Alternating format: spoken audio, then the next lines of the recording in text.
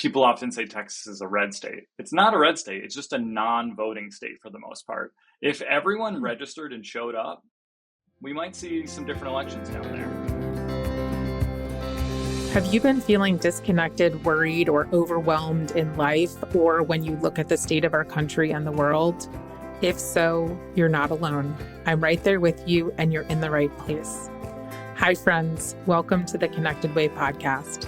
I'm your host and minister of connection, Rev Dev. I believe that connection is the healing path forward for us as individuals and as a collective. So on this podcast, we will explore all things connection to self, to others, to the land, and spirituality. But specifically in season 1, we are looking at the coming election through the lens of connection, how we can get informed and involved in politics and this election in digestible and engaging ways, how our spiritual and cultural beliefs and values intersect with and inform politics, how this election fits in with the larger evolution of our society, and how we can actually connect with people in these polarizing times. I know that connection has the capacity to move the needle in this election and in our individual and collective evolution. May it be so. Let's get into it. Today, friends, we're going to be talking about two big V's in an election: voting and volunteering. And we have an amazing guest here to share his expertise and his insights with us. Everybody, welcome Andrew Zarro. Andrew Zarro brings a wealth of experience in campaign organizing marked by his dedication to fostering an inclusive democracy and his ability to lead diverse coalitions focused on systemic change.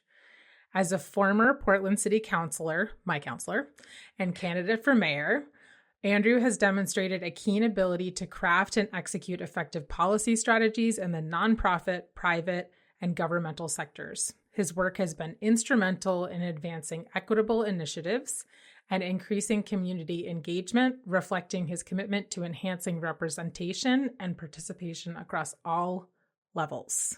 So in addition to the formalities, let me share a bit about why Andrew is here today. First, he's an incredibly knowledgeable person, which is a bonus for us. He's a very well-respected leader here in Portland, Maine, and he's also become a friend of mine.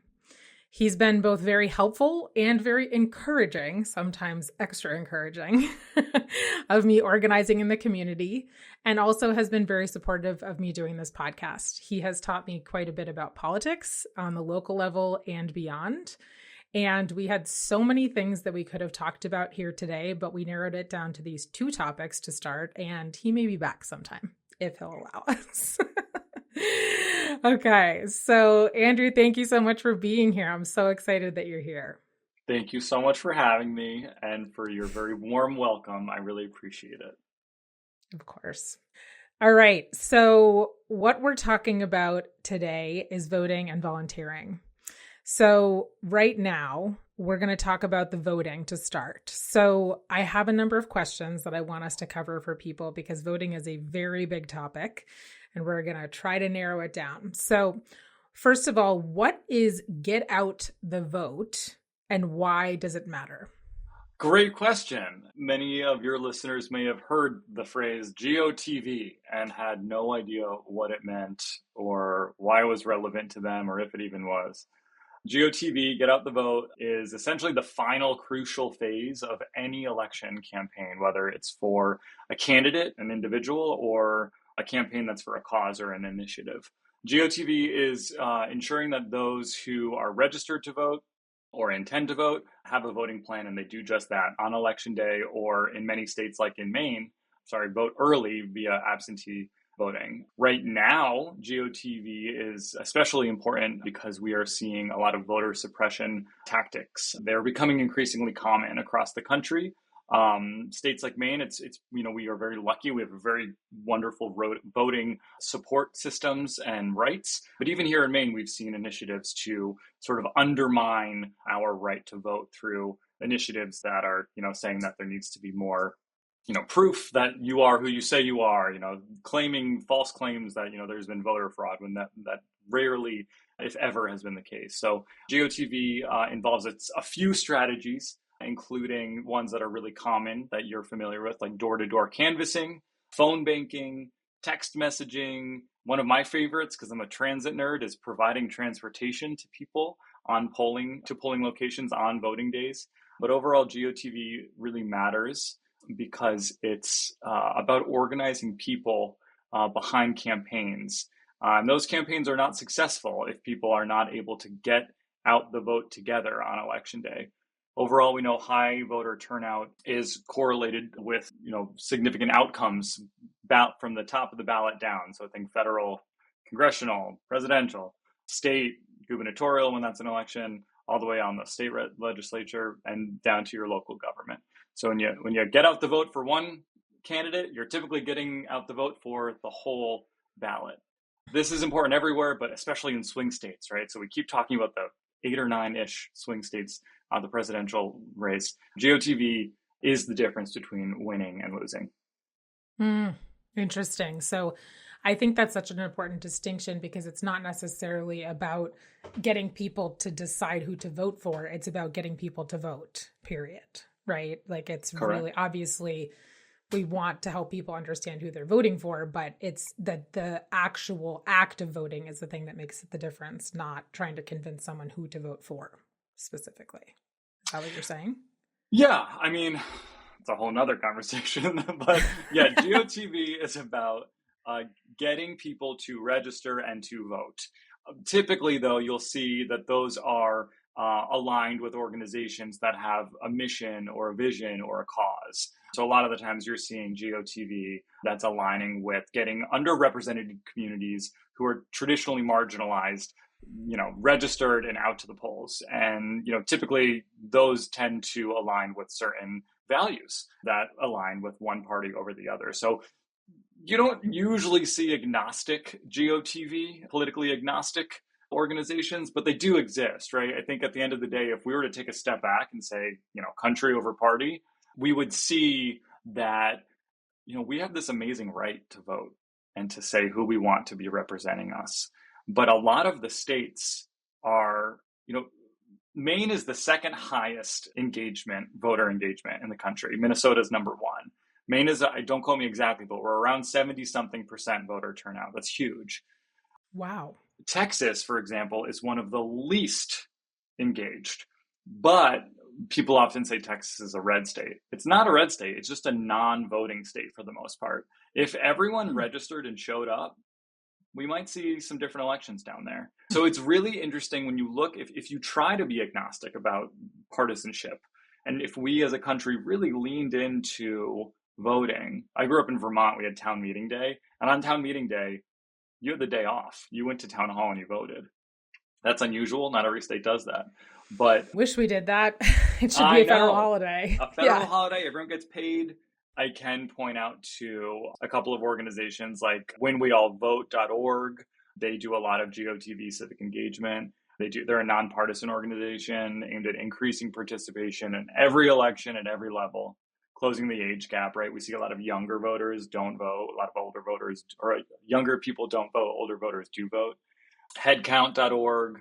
Those are just a couple, like vote.org. They will track a lot of what's happening, like you're saying, in those swing states of, well, who voted in the last midterm, who voted in the last presidential, how did they vote, who stayed home.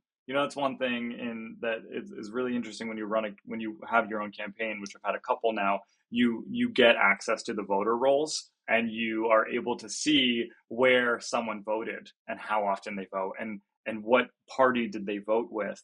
And it's just fascinating that there is so much data out there. There is so much information. Yet we still have this problem when it comes to getting people inspired to go to the polls. And I think that's a different conversation about how our general constituency views government and views elected officials, and that there's a significant lack of trust right now. But at the end of the day, those are the people who are making the decisions that impact your life, whether or not you like it. So you should go vote, because when you don't, you're giving that up. And so It's kind of tough because, it might not be the best in the world, but if you didn't have a say in it, there's not a whole lot to say there. Yeah. So everyone, Andrew just listed a whole bunch of resources. Those are going to be included in the show notes. So don't worry, you don't have to like rewind and write them down. And I want us to move on a little bit, Andrew. We're talking about like, okay, good, people need to get out to vote. So they're voluntarily choosing, I'm going to go vote. But there are things in place, as we know right now, and there are quite a few barriers that have been put into place that are actually keeping people from being able to vote. If they have made the choice, I'm going to go and vote, but then all of a sudden they can't. And this is a really big issue right now. And so I want us to cover some of the things that are going on. So how is voter suppression playing out right now? I know that there's a bunch of different ways, but could you explain a couple of them? Yeah, this is something that it's a little surreal to we've had attempts and successful, policies implemented in some states where, there are examples of voter suppression that have impacted communities, specifically communities that are historically marginalized or not, do not historically have a seat at the table. And we're seeing more and more of that happen this year with the supercharged new version of artificial intelligence. It's like we're dreaming up just a terrifying movie here in real time. So voter access, for quite some time now has been a critical concern in those states where we've seen new laws enacted, making it harder for those certain groups to vote. Some of these laws include examples of voter ID requirements, which I mentioned that there's a movement to propose that in Maine. There have been cuts to early voting periods that we're seeing happen in some states, specifically swing states. There are examples of purging of voter polls. That's when you are removed from being a registered voter for some nuanced, bizarre reason that is not actually legitimate. It's an example of suppression without people even knowing. Because in many states, Maine is not one of them, but in many states, you cannot register day of. So if you go to the polls and you think you've been previously registered and you've voted before, so why wouldn't you think you're registered? And you find out you're not because you've been kicked off the polls for some bizarre administrative reason. That's it. You don't vote. You can't vote that time. That coupled with misinformation and disinformation campaigns, which we're seeing more and more, they are becoming more and more sophisticated. They are spreading confusion. They are discouraging voter participation. They are intended to create apathy. And I've always said apathy is the death of democracy. It's not that you disagree with someone. We want disagreement in democracy. That's actually a healthy thing. I think we've forgotten how to disagree with each other, but that's another episode. That is many episodes on this podcast, actually. Yeah. Apathy is when democracy shrivels because you've given up. You are resigned to it. So you create a vacuum.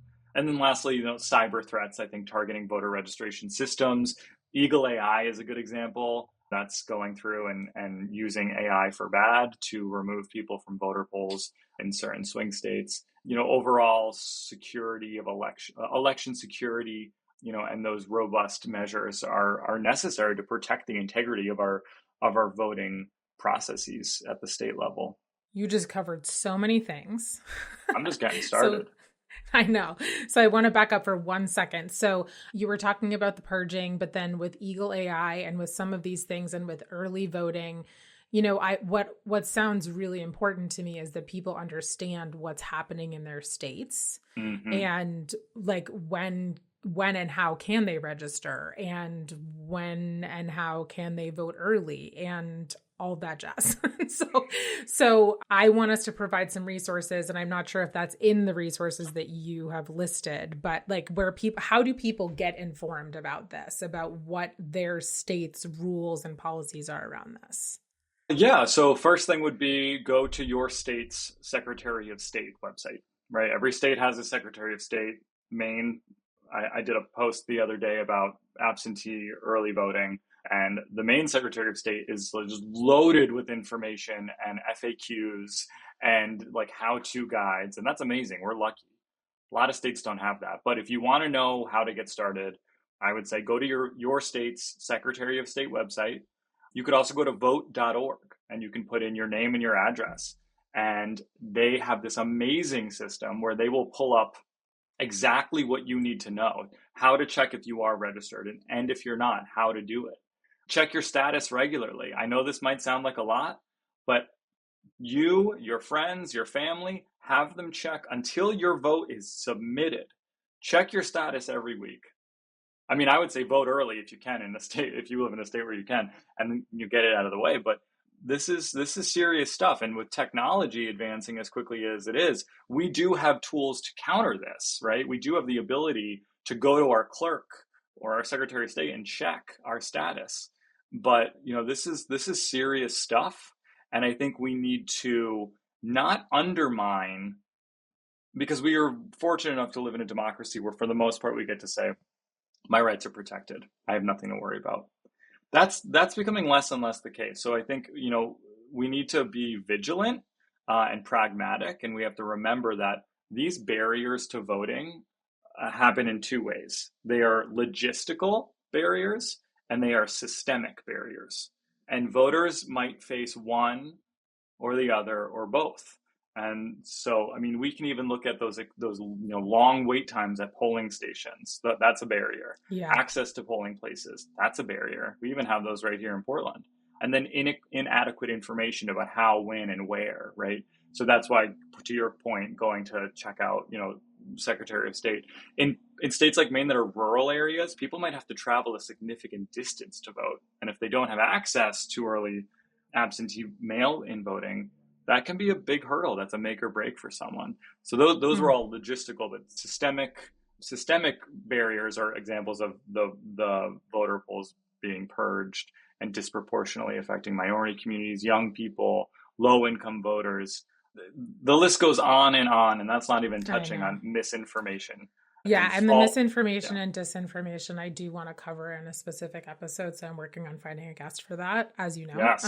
And it's interesting. I didn't realize that the misinformation and disinformation that was happening with voting, so you're saying that there's misinformation and disinformation happening about how you vote, where you vote, early voting, like what your voting capabilities are and how that all works. Yeah, I mean, with misinformation alone, we've seen this surge in false claims about voter fraud, and we really started to see it after 2020. That's intended to create confusion and bedlam, just absolute overwhelming dread about it. That's going to overall ultimately result in discouraging voters from participating. And we have seen time and time again, professionals at every level say that those claims that there was voter fraud it's false. But the ethos has sort of grown to suggest that there might be, and that is that misinformation is a form of voter suppression. It is a form, right? It's eroding the trust of the government, like in the government and in the system. And so then why even get engaged if you don't trust it? Right.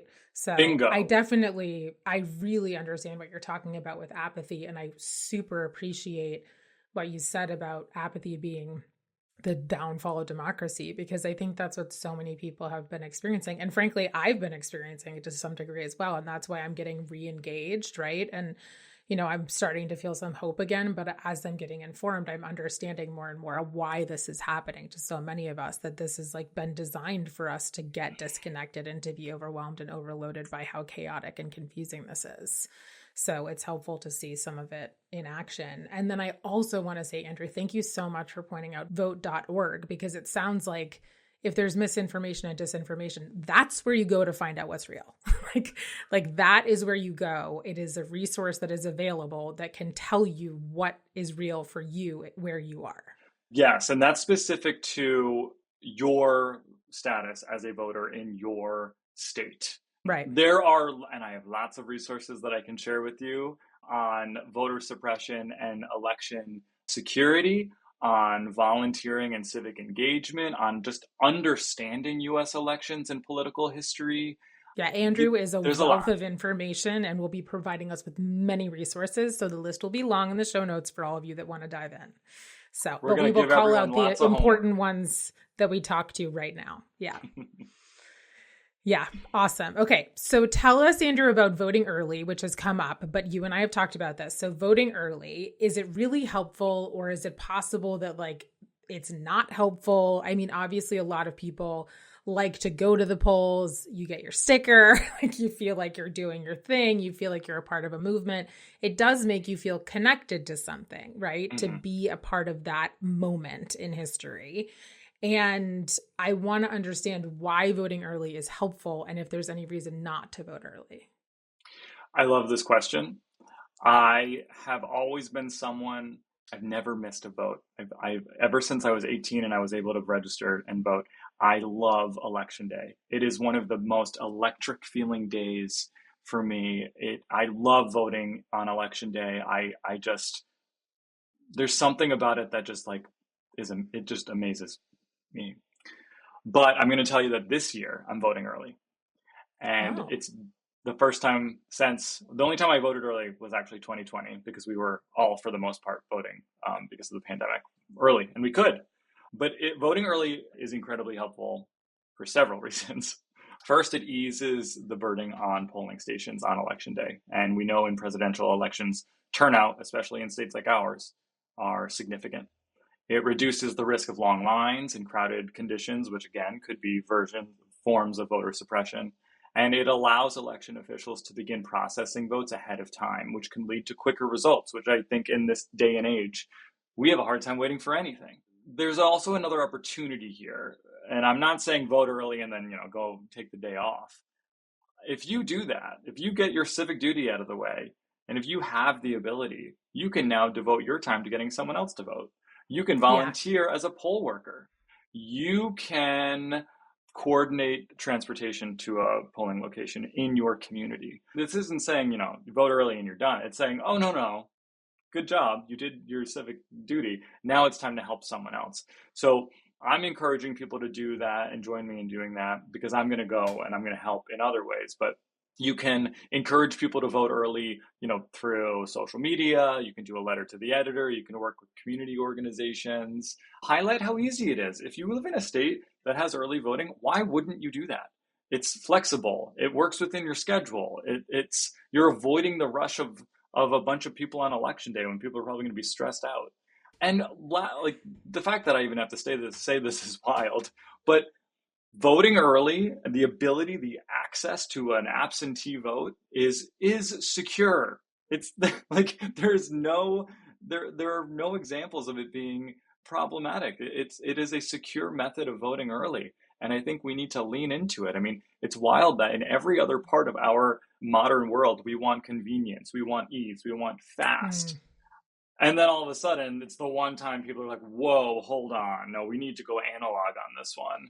And it's like, mm. come on, like give the American electorate is relatively like intuitive and smart. I would say let's treat them with the respect that they deserve and not be unless you're a weirdo like me and you just love going the day off. Like there's no reason not to take advantage of this thing that's really meant to support your ability to exercise your right as a citizen. So I'm all in on voting early. And again, you can learn about that in your state if you go to the Secretary of State website for your state. Got it. Okay. It's interesting what you just said because I want to understand clearly. Like first of all, you said earlier that if you vote early then you don't have to keep checking your registration, right? Which is nice because then like okay, but is there a way to find out if your vote actually like got counted? Like you drop it off to the clerk, but like how do you know? I guess you don't know in general. Like when you do it with the machine here, like you get to see like your vote has been counted, right? So Mhm. is there any concern with voting early? It doesn't sound like it from what you're saying. No, I mean you can. So if you do a mail-in vote, you mail it right back to your clerk, right? And then Right. they are an appointed official. That's their job. I worked very closely with the clerk of the city of Portland. It's amazing office, hardworking people. You can also there's drop boxes, right? So states like Maine have drop boxes. They're designated locations where you can go drop your vote, and that goes right to your municipal clerk. So yeah, it's completely safe. And if that's something that you want, that sensation of you can watch it be fed into the reader and the light comes on and you get a sticker, I get it. I love it. But Yeah. just make Yeah. sure you're bringing a few people with you if you go do it. Yeah. It makes me wonder, Andrew. Now I'm like, let's have a party. But it makes me wonder about having early voting parties, like having early voting community gatherings where you all are like, we're doing this thing. Like, because it is a little bit anticlimactic to be like, okay, I'm putting this in the mail. Like, it doesn't feel the same, right? And like, maybe we need to get stickers and be able to do early voting and put stickers on ourselves. I love a sticker. So, I love a sticker. People need that. They need that reward of I did something and I'm proud of it.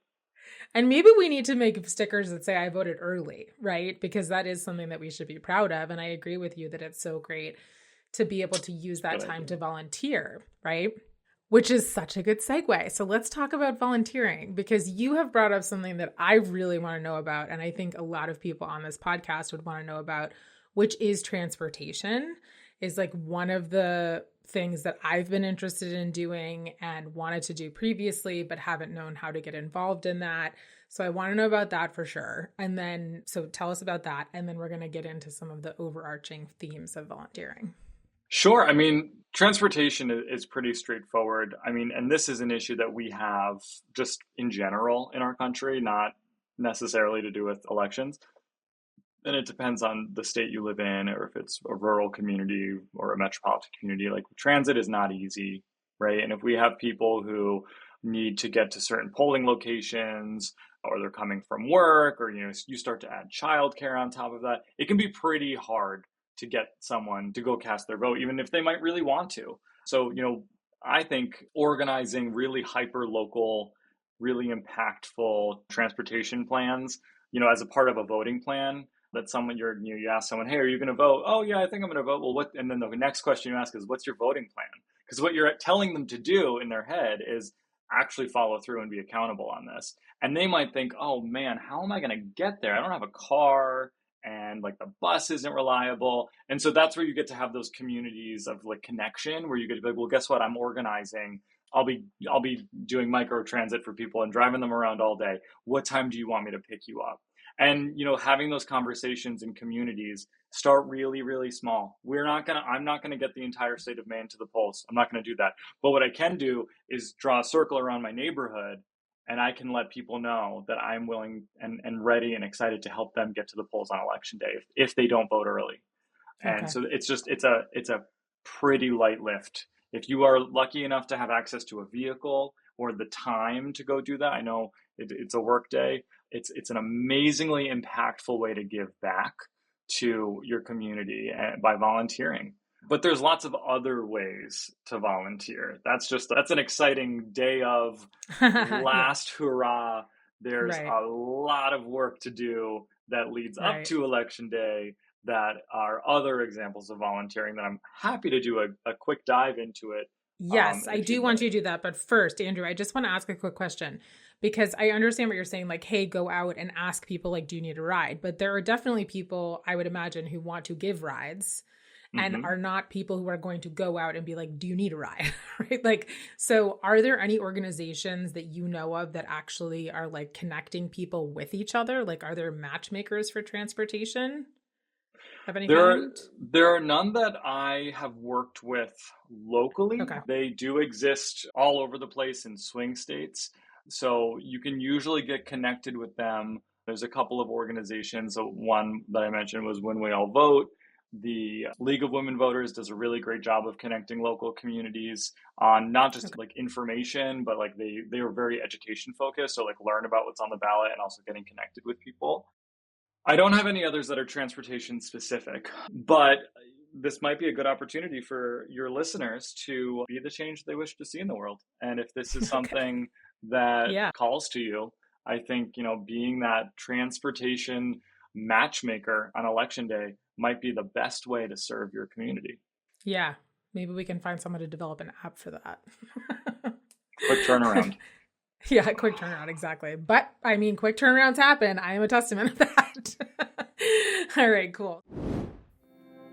Hey friends, if you like what you're hearing, make sure to follow the show wherever you get your podcasts. Follow me on Instagram at revdev_theconnectedway and sign up for the newsletter at theconnectedway.com so that you don't miss an episode or any of the bonus content that I share. Because we're just starting out, I have a favor.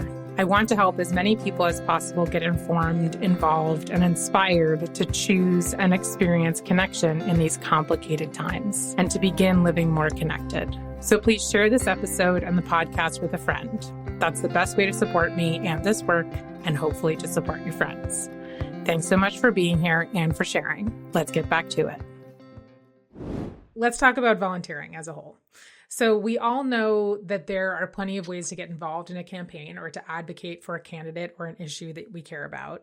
But figuring out where to start or how to give our time can be super overwhelming.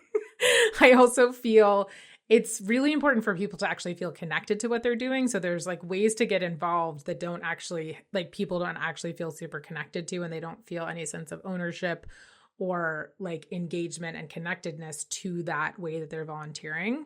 So I have lots of questions for you, and we're going to cover a couple of them. How would you suggest someone who wants to get involved and volunteer in some way go about doing that? Like, that's a very broad question, but I know you mentioned listing a couple of options. Yeah, this is a big one. And I have like firsthand experience as a candidate who's engaging people who really want to help, but they get really overwhelmed. And I totally get it. It shows up differently for everyone. Not everybody wants to do doors. Not everyone is comfortable making phone calls. That's okay. Everyone's advocacy shows up differently. So I think the first thing I would recommend that you do, listener, is start by considering what you're passionate about. What makes you tick? What are your strengths? What are your weaknesses? How do you enjoy engaging with people? And is it you want to be front and center, or you want to be behind the scenes?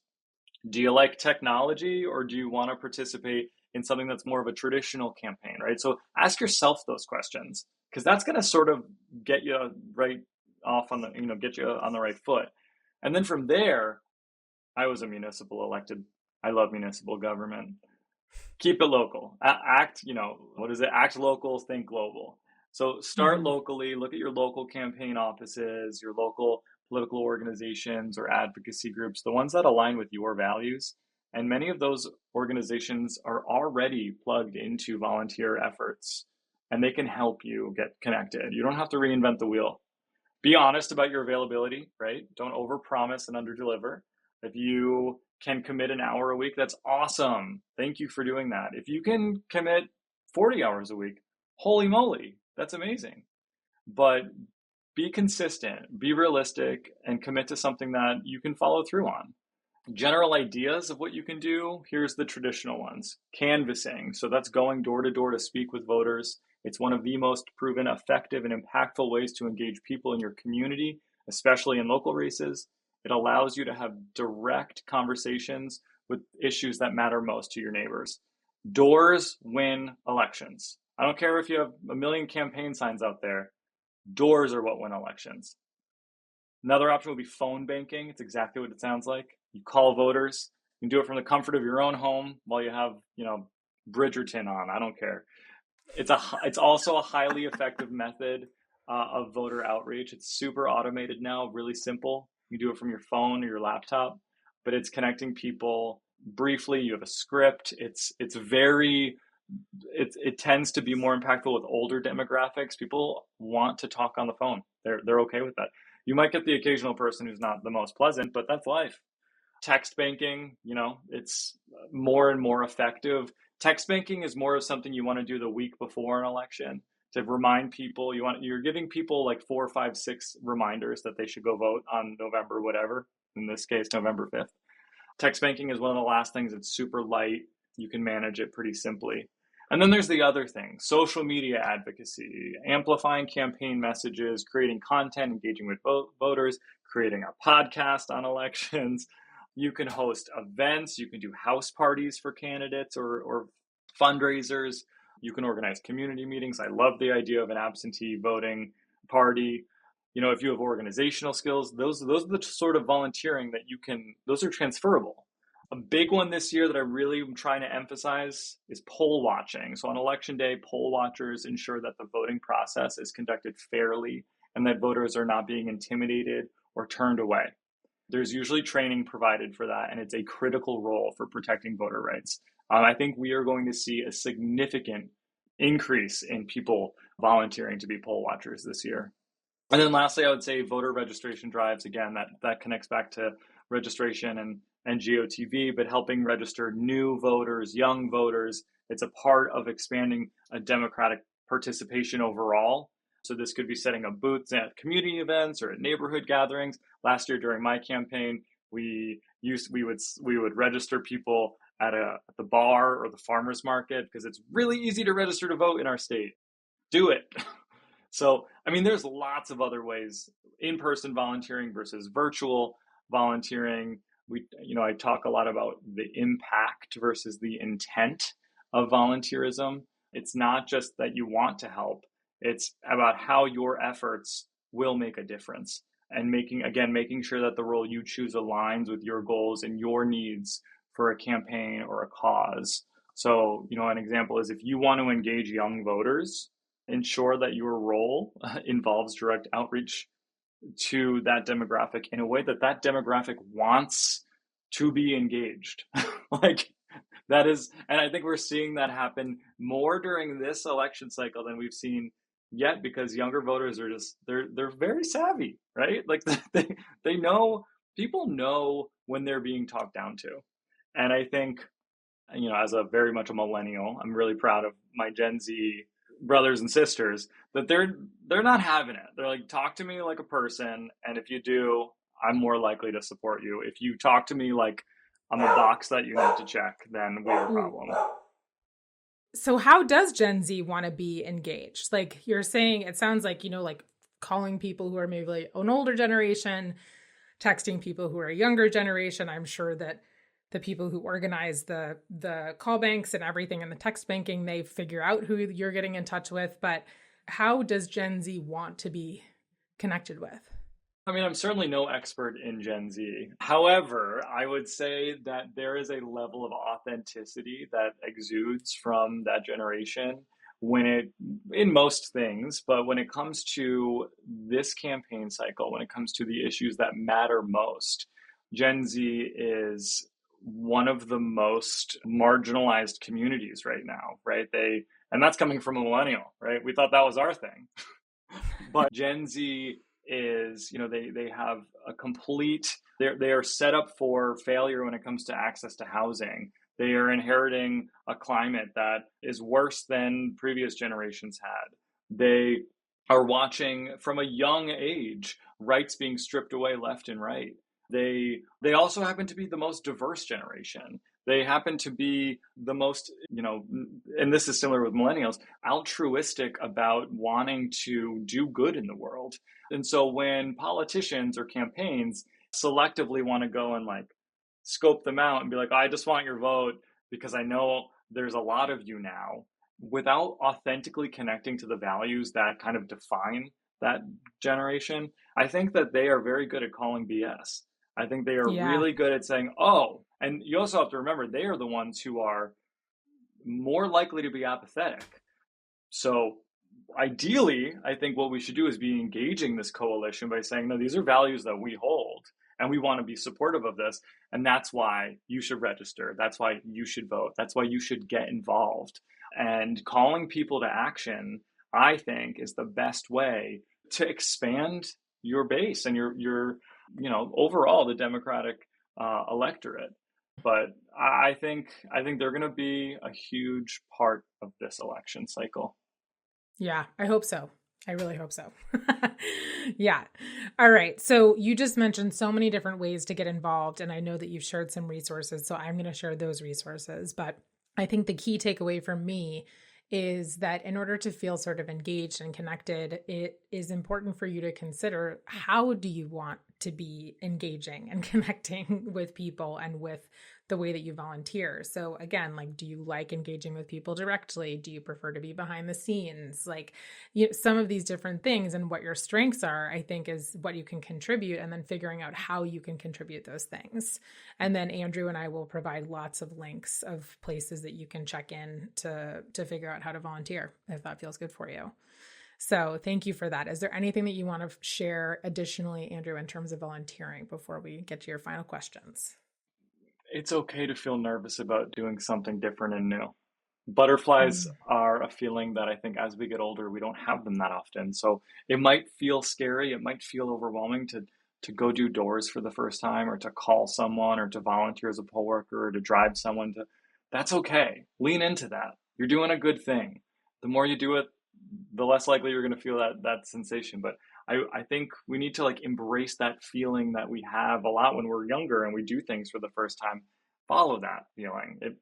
It's a good one. Yeah. Great. Okay. So, two final questions. They're big ones, but you can answer them quickly if you prefer. First is, do you have any advice on how to connect with people who might not share the same views? I've tried my best to do that as an elected or as a candidate.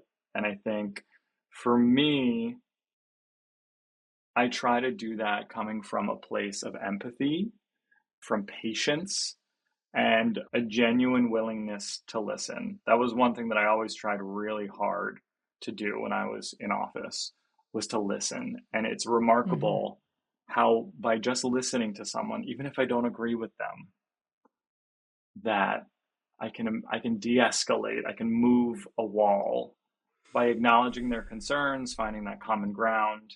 I might disagree with someone on policies, on the specifics, but I might agree about community space with them. I might agree on our parks.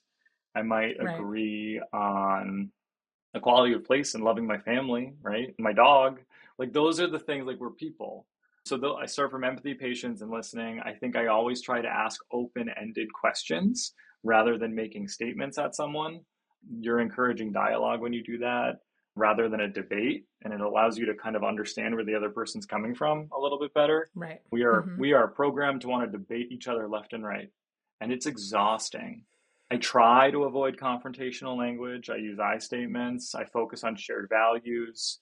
Something that's really important to me, but has been politicized, is climate change. I did a lot of climate work in office, but I might frame it differently about preserving natural resources for future generations. That Mm-hmm. resonates with people across the political spectrum in a different way.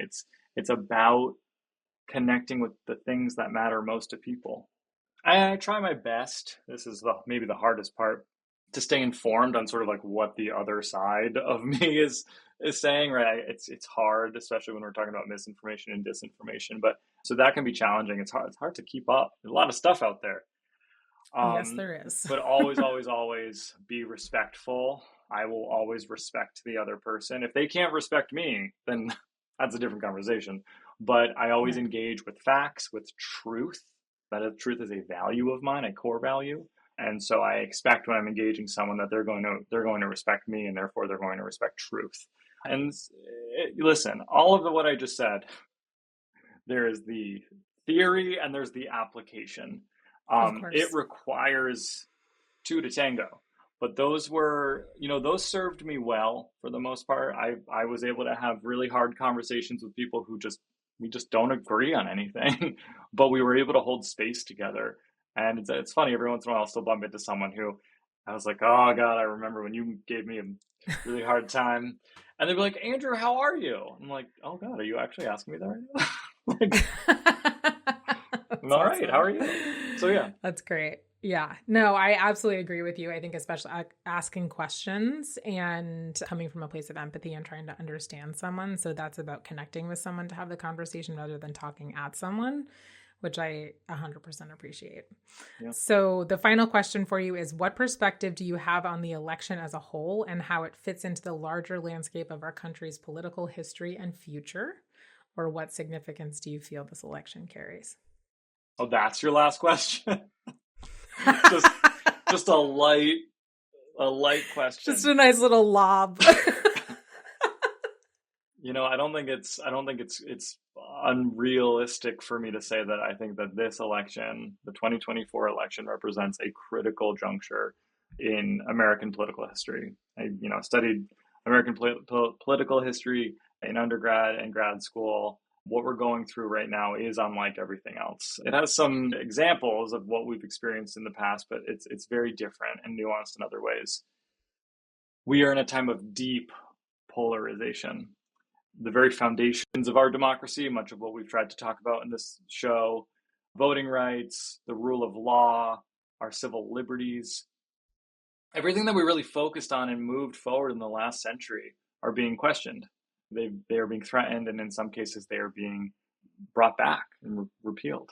So I think the significance of this election goes, far beyond the immediate results of what happens on November 6th.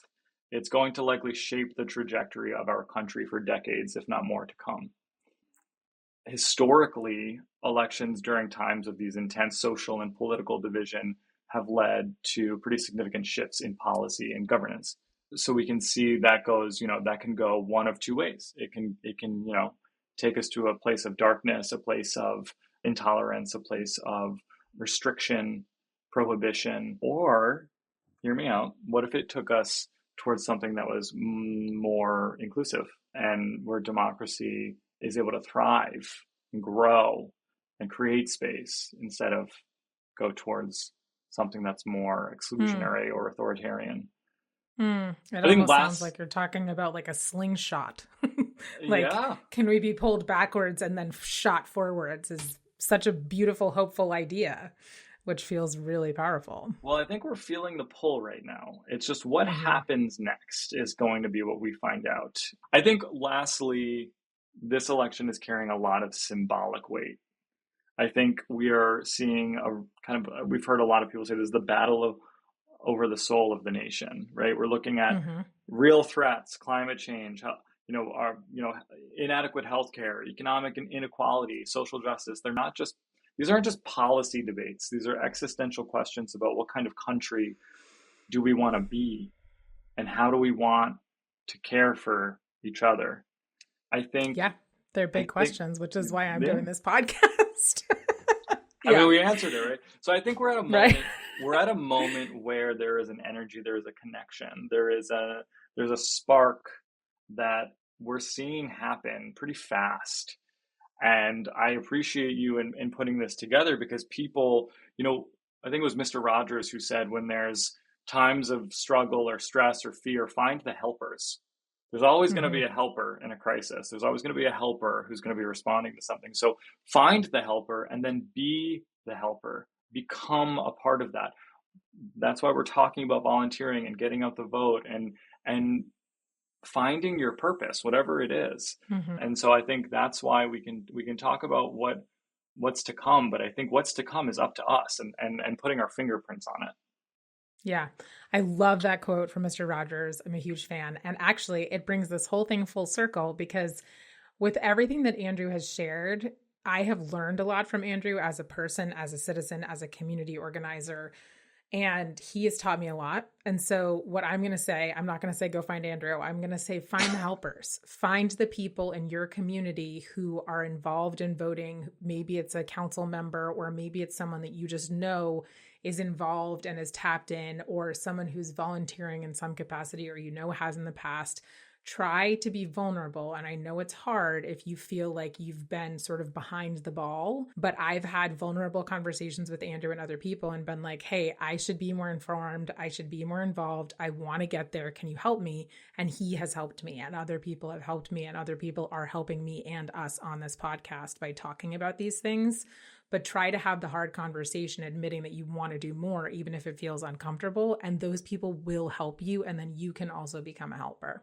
So Andrew, great way to end it. You didn't even know it, but that was great. Yes. And I am so grateful that you came on this podcast. I would imagine that you will be back sometime, I hope. And I just appreciate all of your insights and all the information. Andrew shared so much, and we're going to include a lot in the resources, and I will organize that for you all so that it's more digestible because we share a lot. And we will see you next time. Thanks for joining us, everyone. Thanks for joining me for this episode. It means so much that you're taking time to join me in this journey of living the connected way. You can find all the resources I referenced in the show notes and on the podcast page at theconnectedway.com. A note about sponsorship. This podcast is currently sponsored by me, Rev Dev, and you, the listeners. If you're interested in supporting the podcast and me doing the work of The Connected Way, you can donate on the podcast webpage or find easy links to donate in my bio on Instagram at RevDev_The Connected Way. There is never any pressure, but any support helps me to continue doing this work. Also, I'd love to hear your biggest takeaways from the show today.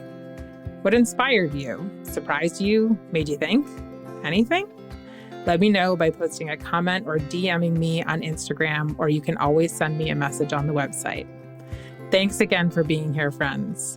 May this podcast bring more connection to you and to the collective. And so it is. See you next time.